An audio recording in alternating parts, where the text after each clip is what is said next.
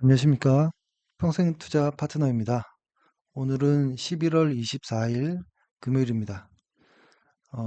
오늘 방송은 사실 어, 회원분들과 이야기를 해보면서 좀 회원분들의 많은 요청이 있긴 했습니다. 뭐좀 기초 이야기를 좀 예전처럼 다시 좀 해보자 이런 이야기를 해서 뭐 생각나는 대로 혹은 뭐 질문이 문의가 있는 대로 한번 좀 이야기를 해보려고 하고요.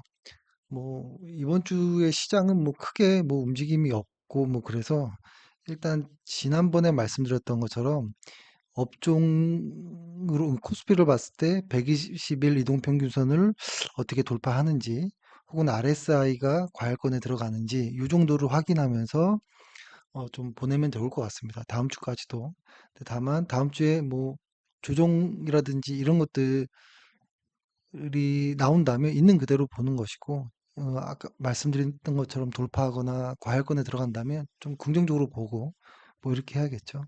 그래서 오늘 이야기하는 것 중에 요 이야기인데요. 일단 생각나는 거대로 일단 해보면 업종 이야기를 이제 할 때, 코스피 이야기를 저는 주로 많이 이야기할 때 어떤 분산과 어떤 그 뭐라고 할까요? 그 팔로우 스루 데이라든지 아니면 분산 이런 이야기도 많이 하지만 그냥 기초적으로 본다면 그 회원분이 아까 또 여쭤보시는 것 중에 이걸 뉴스를 봐야 될지 어떤 코스피 차트를 저는 있는 그대로 보자라고 하니까 코스피 차트를 봐야 될지 좀 뭐 순서가 어떻게 되느냐 그렇게 말씀하시는데 정답은 없고 제가 생각할 때는 저는 이렇게 합니다. 일단은 있는 그대로의 코스피를 보고 그 안에서 뉴스를 좀 대입해 보는 이런 것들이 좀 있어요. 그러니까 예를 들어서 어, 코스피 차트에 20일을 깔아 놓을게요.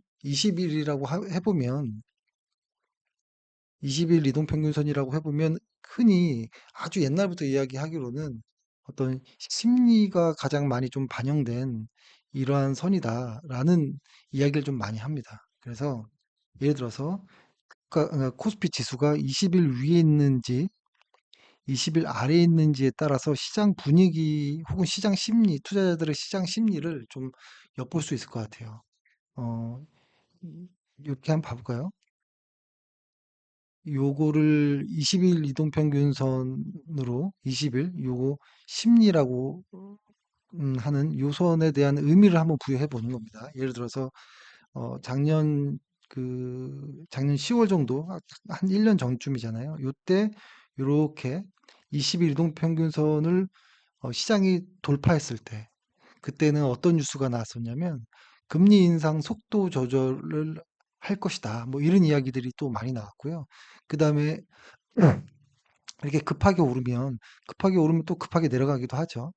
그다음에 또 올라갈 때 여기 이렇게 올라갈 때 또 어떤 뉴스가 나왔었냐면 어 이거 혹시 주가 바닥이었던 거 아니야? 이런 데가 혹은 그다음에 중국 리오프닝 관련된 이야기들이 좀 많이 나왔었고요. 그다음에 시장이 또 조정받고 다시 여기 시장이 또 오를 때는 아, 이거 예전에 SBB 사태가 일단락 됐다.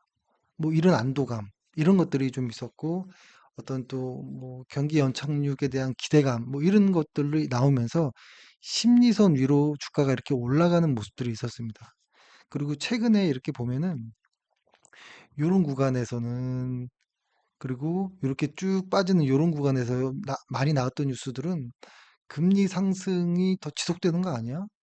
그다음에 중국 부동산 이슈가 좀 이렇게 많이 나왔던 구간이었고, 요럴 때는 또 시장 빠질 때는 역시 유가 부담, 뭐 이런 이야기도 나왔고, 그러다가 전쟁 이야기 나오고, 뭐 이런 내용들이 나왔고요. 최근에 요렇게 다시 시장이 반등할 때 한국 시장에서는 어떤 이야기들이 나왔냐면, 아, 이거 금리 부담이, 그러니까 채권 금리가 이렇게 떨어졌잖아요. 그러면서, 아, 금리 부담이 좀 완화가 됐네. 혹은 뭐 공매도 금지 조치로 인해서 사람들의 심리가 좀 좋아졌지 않느냐라고 이렇게 파악을 하는 겁니다. 그러니까 저는 그렇게 한다는 거예요. 일단 주가를 있는 그대로 보고 뉴스로 확인하는 거지. 뉴스에 따라 주가가 움직이는 게 아니고 뉴스라는 것이 요즘에 너무 뉴스가 많아져서 골라내기도 어렵고 이상한 뉴스도 많거든요. 제 생각에는. 그래서 저는 개인적으로 이렇게 하고, 그 다음에 60일 이동 평균선을 하나 깔아볼까요? 이게 헷갈리니까 하나씩만 해볼게요. 네네. 60일이 아니죠. 120일, 아니, 60일을 깔아야겠네요. 60일. 60일 이동 평균선을 이렇게 깔면, 아이고, 60일을 먼저 깔아볼게요. 제가 컴퓨터가 좀 느립니다. 어, 60일 이동 평균선은, 어떤 느낌이냐면, 그, 예전에는 그 60일이라고 하면 뭐 수급선이다. 뭐 이런 얘기를 했는데요. 사실 요런 이야기들은 저는 개별 종목이 아니라 코스피 지수에 좀 한정해서 좀 볼 때가 많아요. 왜냐하면 테마주 같은 경우에는 뭐 수급이고 실적이고 뭐 이런 거 상관없이 뭐 그냥 막 움직일 때가 있으니까요. 어떤 심리에만 의해서. 그래서 그런 어떤 개별 주식을 가지고 60일은 무슨 선이야, 뭐 120일은 무슨 선이야 이렇게 볼 건 아닌 것 같고 저는 업종을 볼 때 이렇게 본다는 겁니다. 업종 혹은 뭐 지수라든지 이렇게. 그랬을 때 60일 선은 흔히 수급선이라고 하는데요. 코스피 지수에서 수급이라고 해보면 외국인의 수급이 가장 좀 중요한 역할을 하잖아요. 그랬을 때 이 외국인들의 최근에 볼까요? 최근에 보면 이렇게 60일 이동평균선을 코스피가 돌파하면서 이거 왜 이렇게 됐지? 생각해 보는 거고 뉴스 찾아보는 건데요. 이때는 이런 이슈들이 많았습니다. 미국의 10월 CPI가 확인되고 외국인 수급이 이게 좋아지는 그런 흐름들이 가장 많았었던 것 같아요. 그러니까 20일과 60일을 이렇게 같이 놓고 보면서 그런 이야기들을 한번 생각해 보는 것이고요. 그다음에 제가 생각할 때 가장 좀 저는 개인적으로 중요하다고 생각하는 것은 120일 이동평균선인데요. 이것을 흔히 그 경기선이라고 합니다. 경기. 120일 이동평균선을 경기선이라고 하는데 지금 이렇게 보면은 어, 60일 이동평균선을 쭉 타고 가다가 여기서 끝나고 여기서 이렇게 지지부지하고 끝나고 내려가고 이제 다시 여기를 돌파하려고 하는 이런 구간인데 요때 저는 그런 생각을 합니다. 그러니까 과거에 보면 여기를 돌파했을 때 혹은 여기를 돌파했을 때 중요한 자리들을 돌파했을 때 어떤 뉴스가 나오는지 어떤 시장 분위기인지를 좀 많이 보거든요. 이렇게 반등할 때 혹은 여기를 이렇게 깨고 내려갈 때 지금 같이 또 올라올 때 그러니까 아까 뉴스 말씀드렸던 것처럼 요 120일 경기선을 돌파할 정도의 어떤 뉴스는 경기 침체 우려가 반영된 거 아니야? 금리 인상 속도 조절 뭐 이런 이야기 나오고 여기를 돌파할 때는 이제 중국이 리오프닝 하면서 시장이 바닥이었겠다. 뭐 이런 이야기. 뭐 이런 이야기 나오면서 그리고 요때는 아까도 말씀드렸던 것처럼 요때 주가가 이렇게 흘러내렸을 때는 이거 유가가 너무 부담되는데 혹은 뭐 전쟁 노이즈라든지 뭐 이런 내용들이 나왔던 거고 지금은 어떤 뉴스가 나오나요? 여기가 사실 별다른 뉴스가 안 나옵니다. 별다른 뉴스가 안 나오고 하고 있거든요. 그런 의미로 따지면 여기를 돌파하기 위한 어떤 뉴스가 나와야 되는데 어, 어떤 뉴스를 찾아볼까 하는데 딱히 내용은 없어요. 그리고 여기는 경기선으로서 심리적 혹은 기술적 저항이 작용하는 구간이기 때문에 펀더멘털 개선에 대한 어떤 내용들이 나와야 되거든요. 그렇죠? 그래서 요 부분은 앞으로 나오는 어떤 경기 지표들이 있잖아요. 그런 것들을 좀 같이 봐야 되지 않느냐. 이렇게 생각하고 그다음에 요 하나에다가 추가로 저는 RSI도 보죠. 요때 120일이 여기 이제 이평선들을 다 깔아볼게요. 다 같이. 오늘은 요 하나만 해야겠네요. 음, 이렇게 깔아놓고 보면 현재의 모습을 한번 볼까요?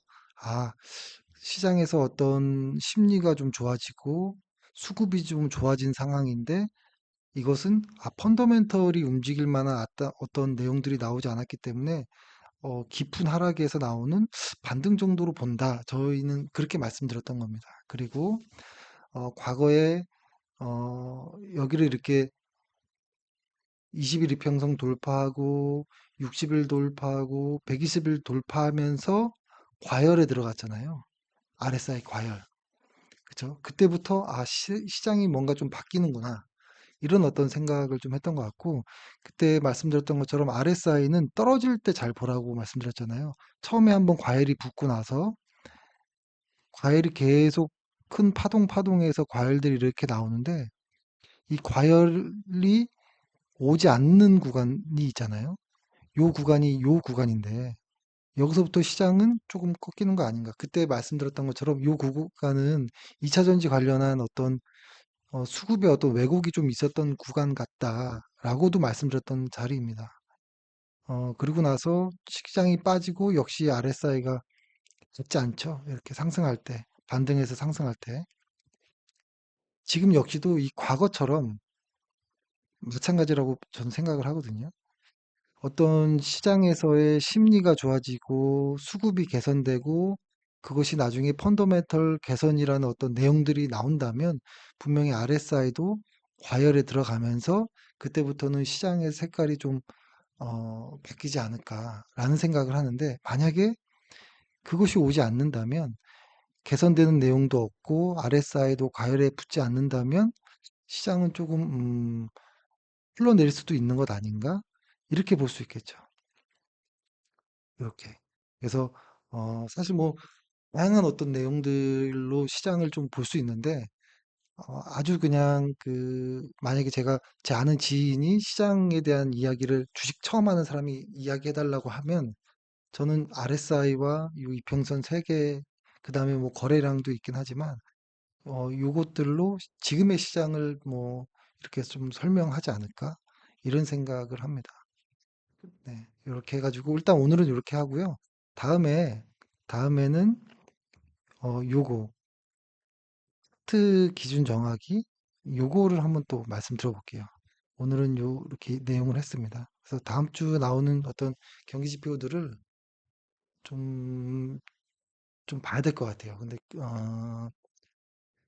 사실 일단 저는 기대되는 게 어, 수출 수출 동향이 좀 가장 기대되고요.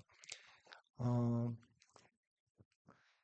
일단 그 기대되는 내용들은 다음에 뭐 어떤 내용들이 있는지 말씀드리겠습니다. 네, 주말 잘 쉬시고 예, 또 다음 주에 뵙겠습니다. 감사합니다.